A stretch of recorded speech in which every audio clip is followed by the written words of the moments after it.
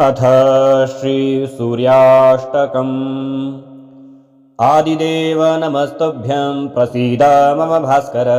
दिवाकर नमस्तुभ्यं प्रभाकर नमोऽस्तु ते। सप्ताश्वरथमारूढं प्रचण्डं कश्यपात्मजं श्वेतपद्मधरं देवं तं सूर्यं प्रणमाम्यहम्। लोहितं रथमारूढं सर्वलोकपितामहम् महापापहरं देवं तं सूर्यं प्रणमाम्यहम्। त्रैगुण्यं च महाशूरं ब्रह्मविष्णुमहेश्वरं महापापहरं देवं तं सूर्यं प्रणमाम्यहम्। बृंहितं तेजः पुञ्जं च वायुमाकाशमेव च प्रभुं च सर्वलोकानां तं सूर्यं प्रणमाम्यहम्।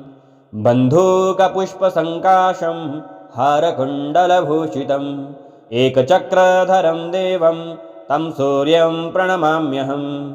तं सूर्यं जगत्कर्तारं महातेजः प्रदीपनं महापापहरं देवं तं सूर्यं प्रणमाम्यहम्।